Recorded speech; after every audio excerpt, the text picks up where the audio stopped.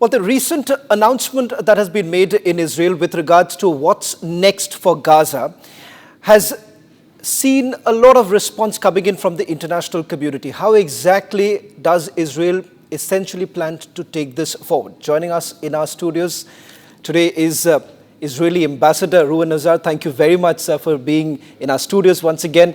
Let me straight away begin by asking you. Many would say that the lightning-fast military activity that was supposed to be carried out and something that the Prime Minister had promised, this recent announcement seems to have sparked yet another controversy across the globe. You've had the French president making a comment on this entire thing, saying that this is a path to bloodbath. How does Israel really look at all the comments that have come in from countries like France, UK, and of course, the Western world in particular? Well, Shawan, you know that we were working very hard to get into a hostage deal that would create a ceasefire. Unfortunately, thanks to the fake campaign of Hamas that has taken a lot of ground in Western, especially in the Western world, and the legitimization that actually came from the French president himself, that he decided to adopt a resolution to recognize the Palestinian state. Hamas saw that as a glory and a victory for them. And actually, they withdrew from the negotiations and they rebuked the American deal that was on the table. And therefore, Israel has no choice but to put more military pressure because evidently diplomatic pressure is not working. Now, we have the resolve to bring back our hostages, to make sure that Hamas doesn't stay in the Gaza Strip. Now, how the world is going to get rid of Hamas, which, by the way, is international consensus. The Arab League has mentioned that Hamas has to leave. The West has mentioned that Hamas has to leave. Many leaders around the world have mentioned that. Who is going to take out Hamas? Israel is doing the job for the world, is doing the job for ourselves. And if Hamas doesn't agree to go with the deal, Israel will have to take action, and that's exactly what the Prime Minister has put on the table. Who exactly is provoking? The reason why I'm asking you this, Ambassador, is because if Hamas is not accepting a deal, it is just not Hamas alone. It is someone else who's behind the doors. There have been multiple meetings that have happened, backdoor meetings have taken place, yet there isn't any deal on the table. Who exactly is responsible? Well, it's mainly those who are assisting Hamas. Channels like Al Jazeera, that employs terrorists, that disguise as journalists, and other outlets around the world that are actually parroting the propaganda of Hamas and make it feel as if Hamas can still win this war.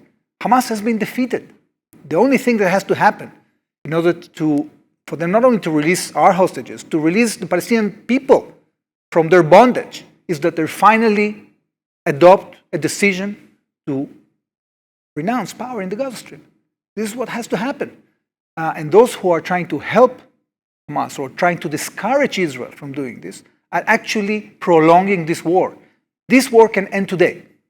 The only thing that has to happen is that Hamas relinquishes power in the Gaza Strip and gives us back our hostages. And who governs Gaza? Well, right now, Israel controls about 70% of the Strip, and there are still two strongholds, mainly Gaza City and the enclave in the central and south shores of Gaza, in which most of the refugee population resides. Now, Hamas is hiding behind it, trying to blend inside that population.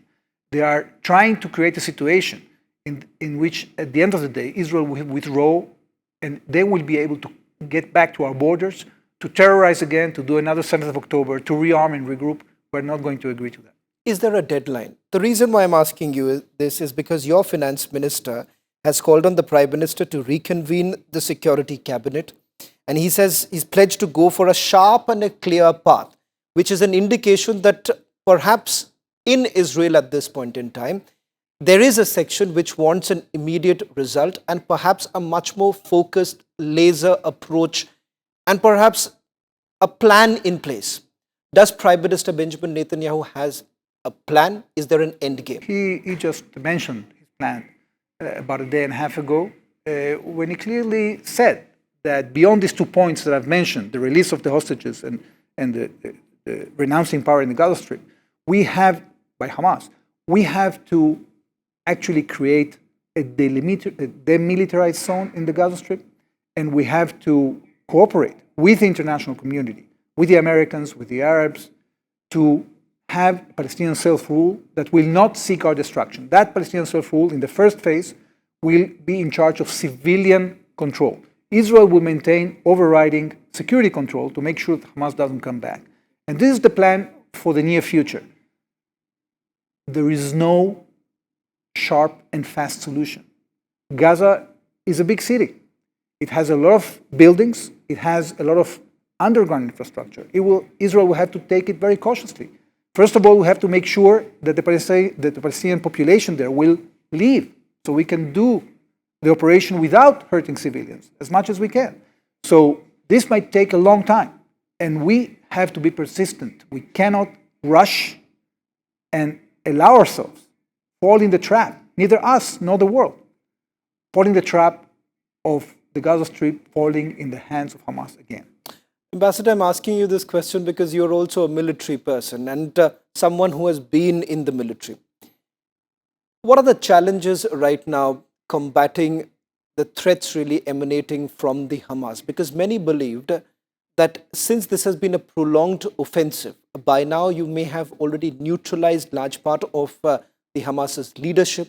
Then why the situation where we are right now? By now, everyone would have expected that a force like yours would have been able to control the situation. Have you all made a mistake somewhere? Well, I'm sure we have made mistakes because if you don't do anything, you don't do mistakes.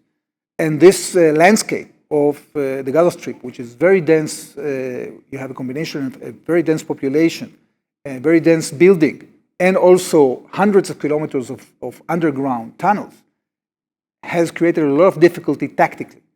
Israel has managed to perfect it. We have been evacuating neighborhoods, taking over, had to deal with a lot of booby traps that Hamas was leaving behind in any corner, in any tunnel, in any building, and fighting this guerrilla war that is not very easy, especially when Hamas is hiding behind civilians, disguising as journalists, as aid workers. So we've been taking it bit by bit, and we'll have to continue doing that until we reach a diplomatic solution.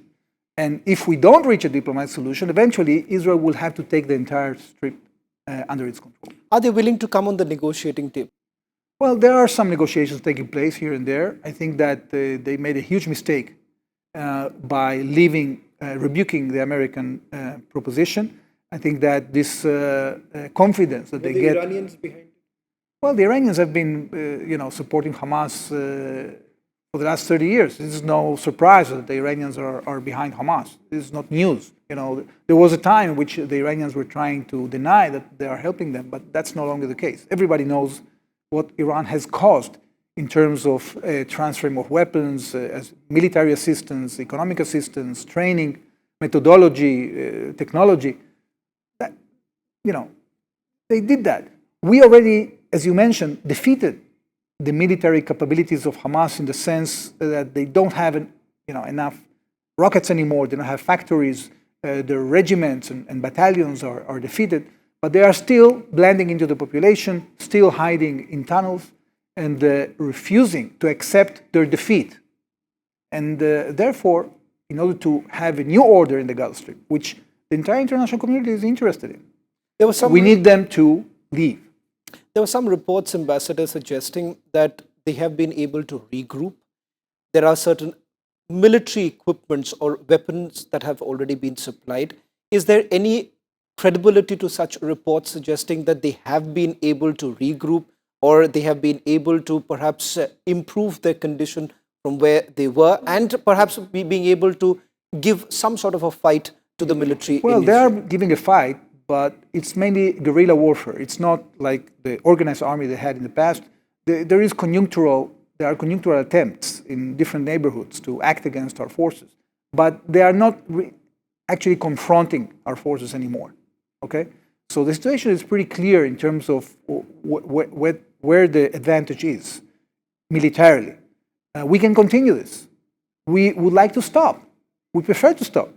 We could have stopped this war a year ago if Hamas would have actually answered the requests that are not only ours to, the Arab League has decided that Hamas no longer can control the Gaza Strip.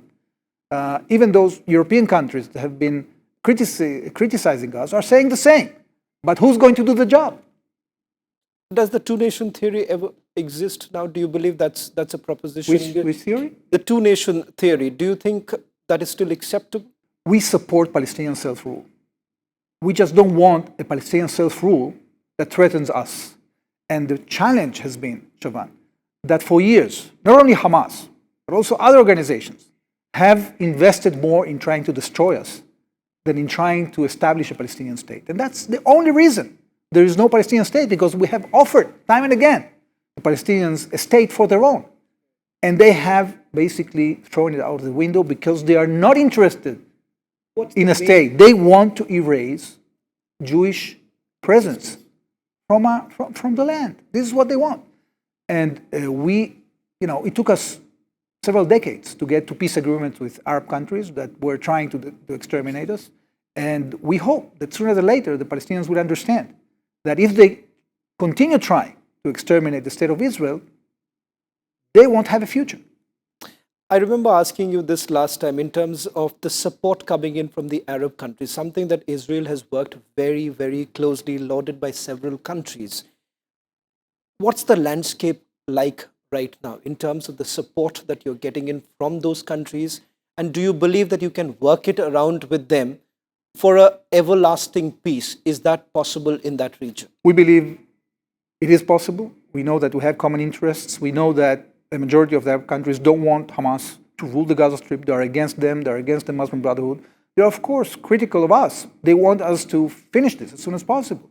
People are losing patience. Nobody likes war. We don't like war. We like to finish it as soon as possible. But we have a challenge. In life, you have to face reality. When somebody is trying to exterminate you, you have to defend yourself. You have to do the job. If we put our heads in the sand and ignore the situation, just go for a ceasefire without any conditions, we're going to face this situation again. And then the Palestinian population will suffer again. So we haven't suffered in vain. Our soldiers haven't died in vain. We, in the last 22 months, have done things that nobody believed we can do. We have defeated the Iranian Axis. We have hit Tehran and their plans for extermination. We have decimated Hezbollah. We have created a political change in Lebanon and also in Syria. Okay? And we believe that we can create also a change in the Gaza Strip. And that's what we're working on. If you look at the two areas of concern, particularly for Israel, one was Hamas, the other Hezbollah, and of course the Iranian axis that you're essentially talking about. As we understand from here in India, you have been able to cripple much of the power that the Iranian regime had. And there is an infighting that exists, as we understand. Do you believe in the coming years that could once again re-emerge as a threat? The Iranians could once again be a threat, or they are still a major threat? No, they are still a major threat because the regime is there and they have malign intentions and they are continuing their path. Despite the fact that they are debilitated now, they are going to use the resources that they have, the little resources. But there is growing anger against the Iranian regime. Well, we hope that will materialize and create change in Iran. But we didn't act for regime change. We hoped for regime change, but didn't act for regime change. What we did is we defended ourselves against two existential threats. One, the military nuclear program, and the second was the ballistic missile program. And I think that the Iranian regime will have to rethink how they are going to conduct themselves in the future, because clearly their plan has failed. I want to also focus on some of the statements that have been made from some of your allies. From the United Kingdom, there is also a similar sort of a condemnation coming in, saying that there's a wave of international condemnation, particularly your traditional allies. Here in India, you've had a parliamentarian, Priyanka Gandhi, saying that there is a genocide that has been committed by the Israelis. How do you first look at domestically here in India, the statement that has been made, while the government has been steadfast, making it very clear that we stand with Israel? But you've had a section here in India too, raising this entire concern about a genocide being committed. in the last 2,000 years, there have been a lot of blood libels against our people. It started with the Roman Empire that saw Jewish nations as a threat on their civilization and decided to erase us. And then when it adopted Christianity, they changed that in order to continue chasing the Jewish people, and there have been blood libels against us throughout centuries. And we didn't have a voice. Israel didn't exist. But now Israel exists. And I am the ambassador of Israel. So we are going to defend ourselves from blood libels. Israel never had a policy of starvation in Gaza. We allowed 2 million tons of food to arrive. There's no precedent in the history of warfare that one side supplies the food to the other side. If we wanted to do genocide in Gaza, we wouldn't have allowed that. And by now, there wouldn't be any Gaza. But guess what? Gaza has grown demographically 450% in the last 50 years. What kind of genocide is that?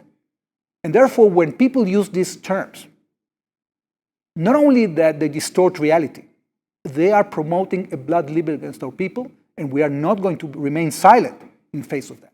Ambassador, are you very clear about the fact that when these multiple reports essentially coming in from the Western media in particular about the situation in Gaza being dire, children dying, the numbers that have been put out by the United Nations, would you then say that it is completely irrelevant? International bodies like the United Nations has also come down heavily on Israel. Would you then say that these bodies are now becoming absolutely redundant? Because we here in India too also believe that what we have witnessed in terms of terror being perpetrated by Pakistan and international bodies being completely silent. Is India and Israel on the same page when it comes to the role of international bodies, for instance, the United Nations? To a large extent. The only difference is that we are in a much worse situation because we are outnumbered and we are too small. Israel has gone out of its way to get people and civilians out of harm's way. What is happening in Gaza is a terrible tragedy. A terrible tragedy. Nobody is trying to deny that. But the responsibility lies on Hamas. They are the ones that are hiding behind civilians. They are the ones that are saying that they want to sacrifice 1 million people for their cause. They don't care about rules and about norms. Israel is the one that cares, and Israel is the one that is being held accountable because we are a democracy. Now, the UN represents groups of countries, big groups of countries, that have an interest against us. And they appoint biased people, like this anti-Semite, Francesca Albanese, that was sanctioned by the US. And they issue these reports that are completely biased. They actually not only undermine us, they undermine the mere institutions that they serve. Because when the UN is engaging in breaching the basic norms of neutrality, and they are all ganging up to punish Israel, to adopt decisions against Israel, they just prove that the UN doesn't function, that it's not efficient. So when you have an organization that is not even capable of defining what terrorism means, it means that it's completely failed. It has failed politically, it has failed morally. And we are used to that because we are in minority. We are the one and only Jewish state. And we have the right to defend ourselves, and we will. And we will do this according to international law, and nobody is going to lecture us because people are trying to, hold us to a standard. They are not upholding themselves. And this is very clear, and as Indians, you know that very well.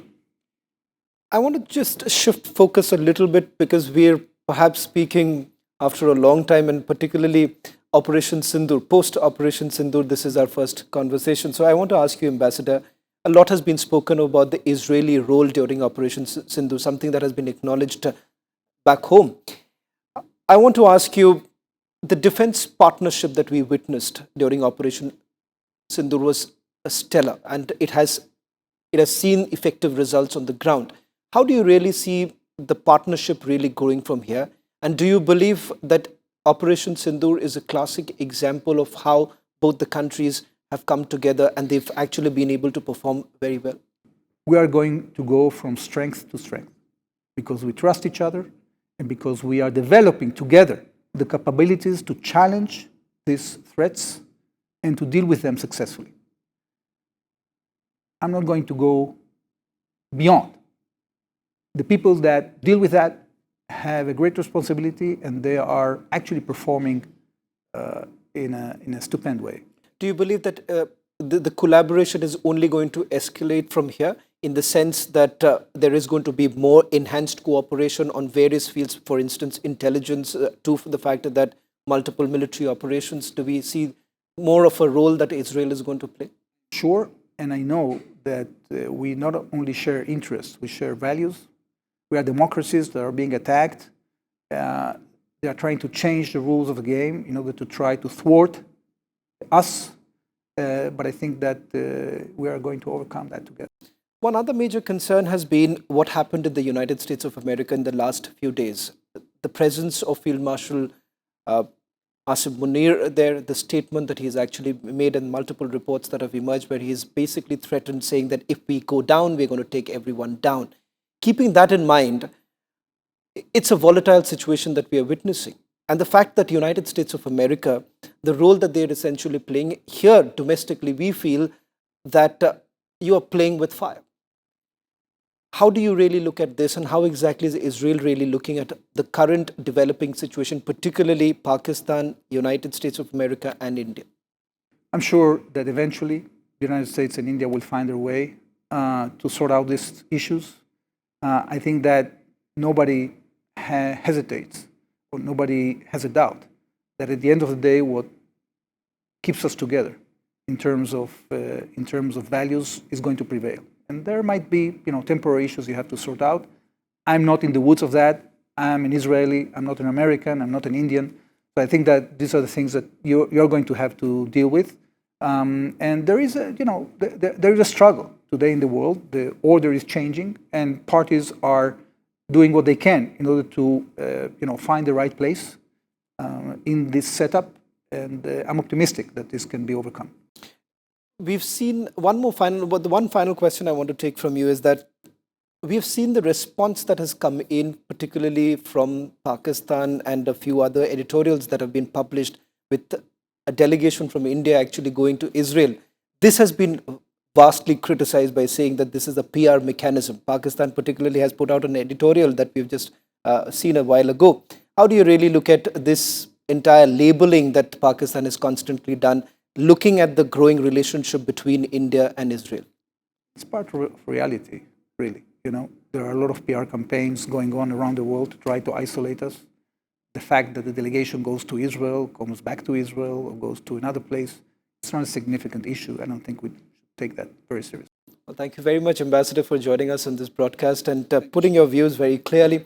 As far as the way forward is concerned, Israel has made it very clear that this is a focused approach, and ensuring that this helps the entire region, not just Israel. That was the Israeli ambassador to India speaking exclusively to Republic TV.